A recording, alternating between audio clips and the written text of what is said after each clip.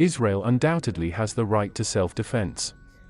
To evaluate this, let us consider the legal definition of defense, which raises several questions. From a legal perspective, defense is the defense against an attack, which can only be directed against the attacker.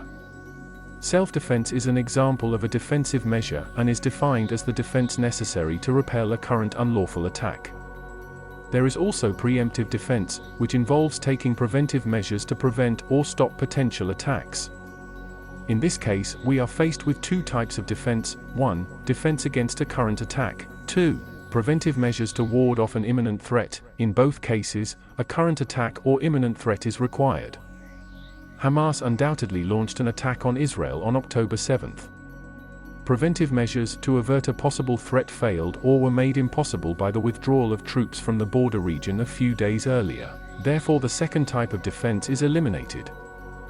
After the Israeli security forces were able to delay Hamas' acute attack by at least 5 hours through their intervention, and the immediate threat was minimized, the Israeli government continues to invoke its right to self-defense. This right will continue as long as Hamas' attack continues. However, at the moment this does not seem to be the case. Israel has responded to the Gaza Strip with a bombing campaign, justifying this as its right to self-defense. Whether this can actually be considered a defense is questionable. The attack must be acute and the measure must be clearly assigned to the attacker.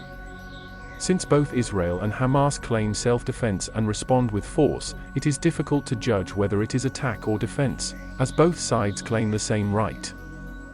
However, the principle of self-defense dictates that the defensive act may only be directed against the attacker. A widespread bombing attack is not only directed against the attacker. Therefore, Israel's claimed right to defend itself may not be justified in this case.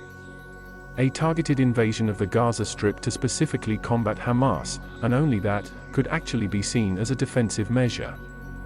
Although this would have been difficult and involved personal losses, it would probably have been the only legally defensible option as a matter of least evil.